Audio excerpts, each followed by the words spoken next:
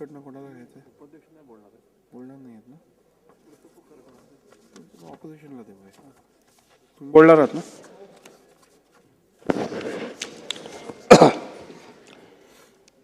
सन्माननीय अध्यक्ष महोदय,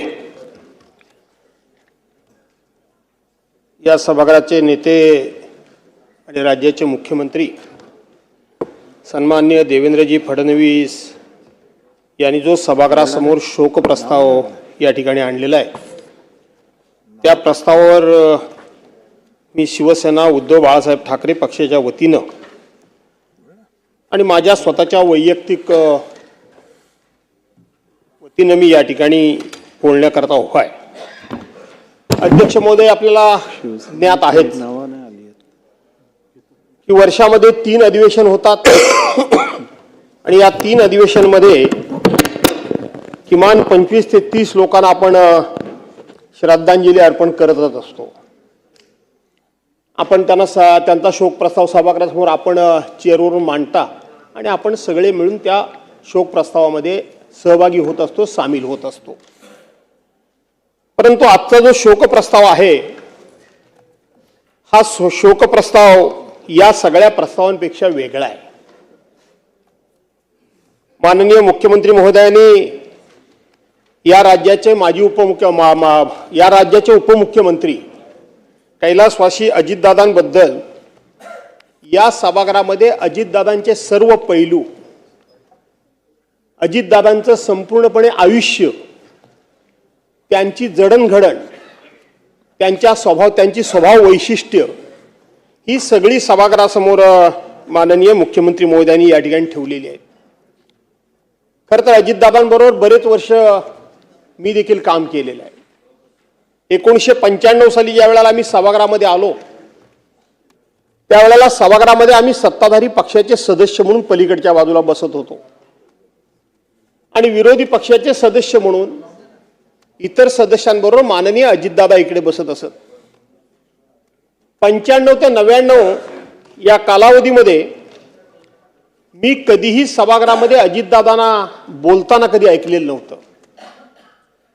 एक अतिशय बुजऱ्या स्वभावाचा तरुण, अतिशय दिसायला उमदा देखणा, अंगकाठी सडपातळ, सफेद पॅन्ट, सफेद फुल हाताचं शर्ट आणि कुणालाही त्यांनी थोडं स्मितहास्य करावं असं वाटावं आणि ते स्मितहास्य झेलण्याकरता म्हणून सगळेच जसे आसुसले असायचे तशाच पद्धतीनं माझ्यासारखा देखील आमदार पलीकडे जरी बसला असला तरी सुद्धा त्या अजितदादाच्या स्मितहास्याकरता आम्ही सगळे त्यांच्याशी जवळीक साधण्याचा प्रयत्न करत असू. परंतु सुरुवातीपासूनच म्हणते बुजरा स्वभाव असल्यामुळे ते सगळ्यांपासून थोडे अलिप्त राहायचे हे मी बघितलं. परंतु खऱ्या अर्थानं दादा या महाराष्ट्राला अनुभवायला कधी मिळाले तर 1999 साली ज्या वेळेला पुन्हा काँग्रेस राष्ट्रवादी काँग्रेसचं सरकार आलं आणि त्या सरकारमध्ये अजितदादा मंत्री झाले आणि खऱ्या अर्थानं दादांच्या नसानसामध्ये ग्रामीण भागाबद्दल किती कणव आहे, किती कळवळ आहे, सर्वसामान्य माणसाला न्याय देण्याकरता म्हणून मी सत्तास्थानी बसलोय हे त्यांच्या कृतीतून दिसत होतं, केवळ बोलण्यातून दिसत नव्हतं. या सभागृहामध्ये मी अनेक वेळा बघितले. नंतर त्यांच्यावर जे आरोप झाले त्या आरोपाने कधी ते व्यथित झाले नाही, कधी खचले नाहीत, कधी त्याच्याबद्दल त्यांनी भाष्य केलं नाही. त्यांच्याबद्दल, त्या आरोपांबद्दल कधी आपण जाऊन भाष्य करायचा प्रयत्न केला तर ते दुर्लक्ष करायचे आणि कामाकडे लक्ष द्यायचे.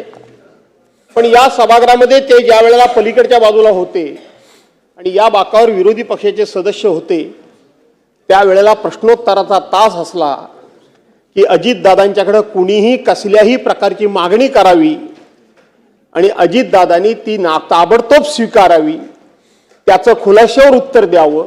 ते करणं शक्य असेल तर ते कसं शक्य आहे, ते करणं शक्य नसेल तर ते का शक्य नाही, इतकं सडेतोड आणि ठोस उत्तर देणारा नेता आज राज्यकर्ता म्हणून किंवा आपण राजकारणामध्ये दिसणं कठीण आहे. ज्याचं काम होण्यासारखं असेल त्याला होय म्हणून सांगणार, ज्याचं काम होण्यासारखं नसेल त्याला नाही म्हणून सांगणार. त्याच्याही पलीकडे त्यांच्याकडे अध्यक्ष महोदय एक नैतिक बळ होतं जे मी स्वतःहून अनुभवलं.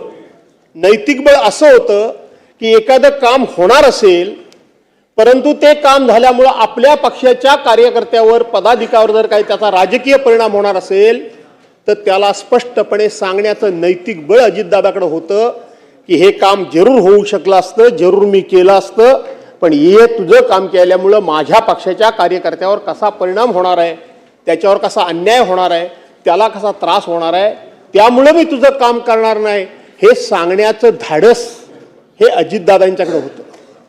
हे सांगण्याचं धाडस हे अजितदादांच्याकडे होतं. 2005 साली 6 साली मी राष्ट्रवादी काँग्रेस पक्षामध्ये प्रवेश केला. शिवसेना सोडावी लागली, राष्ट्रवादी काँग्रेस पक्षामध्ये मी प्रवेश केला आणि 2006 ते 2005 मध्ये प्रवेश केला. 2004 मी शिवसेना सोडली, 2005 मध्ये मी प्रवेश केला आणि 2005 ते 2019 अध्यक्ष महोदय मी अजितदादांच्या बरोबर काम केलं. काही दिवस राज्यमंत्री म्हणून काम केलं, काही दिवस कॅबिनेट मंत्री म्हणून काम केलं आणि काही दिवस त्या राष्ट्रवादी काँग्रेस पक्षाचा राज्याचा अध्यक्ष म्हणून सुद्धा मी काम केलं. लोकांना असं वाटायचं की दादांना बरं वाटेल तेवढं आपण बोललो म्हणजे दादांच्या आपण जवळ गेलो, पण मी अनुभवलंय, ते निराळच अनुभवलंय. बरं वाटेल हे बोलणारे बरेच लोक असतात, पण खरं बोलण्याचं धाडस हे दाखवलं जर आपण तर त्याचं सुद्धा तोंडावर नाही, बोलण्यातून नाही, पण अजितदादांच्याकडे ते सुद्धा एक कौशल्य होतं, ते सुद्धा एक उदार भाव होता की हा खरं बोललाय. भले ते माझ्या विरोधात आहे, तो खरं बोललाय तर ते खरं स्वीकारण्याचं सुद्धा दायित्व आणि तो मनाचा मोठेपणा माननीय अजितदादांच्याकडे मी स्वतःहून अनुभवलाय, मी स्वतःहून पाहिलाय. माझ्यापेक्षा ते वयानं 2 वर्षांनी लहान होते, 2 वर्षांनी लहान, मी त्यांच्यापेक्षा 2 वर्षांनं मोठा आहे, 2-2.25 वर्षांनं मी मोठा आहे वयानं.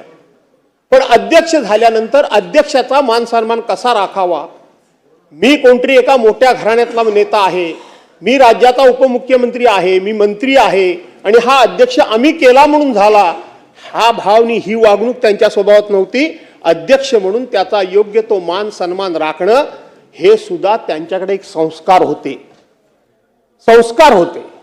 एक सुसंस्कृत नेता म्हणून तोंडानं वाटताना असं वाटत असेल की फटकन बोलायचा.